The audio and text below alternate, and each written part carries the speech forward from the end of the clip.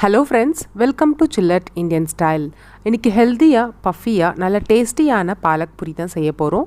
இது செய்ய தேவையான பொருட்கள்: பாலக் 1 பவுல், கோதுமை மாவு 2 கப், பட்டர் 2 ஸ்பூன், பூண்டு, இஞ்சி, பச்சை மிளகாய் 2, ஓமம் 1 ஸ்பூன், கொத்தமல்லி, உப்பு தேவையான அளவு. ஒரு பாத்திரத்தில் தண்ணி நல்லா கொதிக்க விட்டு ஸ்டவ் ஆஃப் பண்ணிடுங்க. நம்ம வச்சிருக்க பாலக்கீரையை சேர்த்து 2 நிமிஷம் மூடி வச்சா போதும்.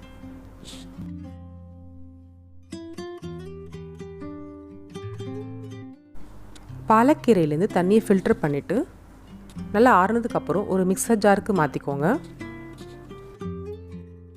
அதில் பச்சை மிளகாய், பூண்டு, இஞ்சி, ஜீரகம், கொத்தமல்லி எல்லாம் சேர்த்து நல்லா ஸ்மூத்தாக அரைச்சி எடுத்துக்கோங்க.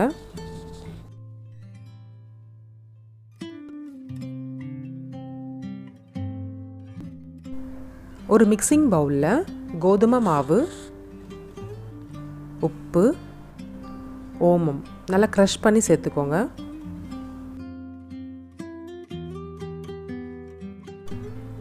பட்டர், அப்புறம் நம்ம அரைச்சி வச்சுருக்க பாலக்கீரை எல்லாம் சேர்த்து நல்லா மிக்ஸ் பண்ணிக்கோங்க.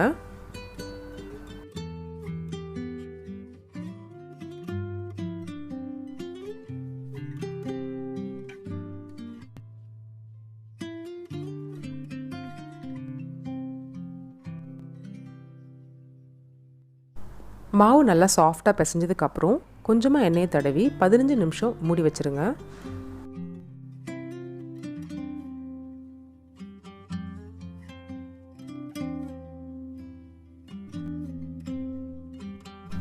நிமிஷத்துக்கு அப்புறம் இந்த மாதிரி சின்ன சின்ன உருண்டைகளாக எடுத்து லைட்டாக மாவு போட்டு பூரி பதத்துக்கு தேய்ச்சி எடுத்துக்கோங்க.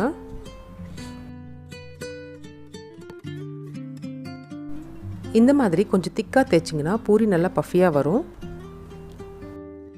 கடாய் சூடானதும் தேவையான அளவு எண்ணெய் ஊற்றி எண்ணெய் நல்லா காஞ்சதுக்கப்புறம் நம்ம தேய்ச்சி வச்சுருக்க பாலக் பூரியை ஒன்று ஒன்றா போட்டு ஃப்ரை பண்ணி எடுத்துக்கோங்க. லைட்டாக ப்ரெஸ் பண்ணிங்கன்னா பூரி நல்லா பஃபியாக வரும்.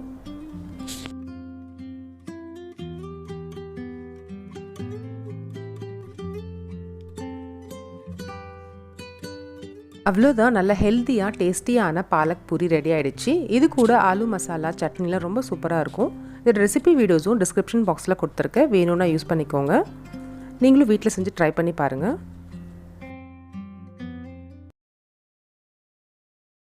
இந்த வீடியோ உங்களுக்கு பிடிச்சிருந்தா சில்லட் இந்தியன் ஸ்டைலுக்கு சப்ஸ்கிரைப் பண்ணுங்கள். தேங்க்ஸ் ஃபார் வாட்சிங்.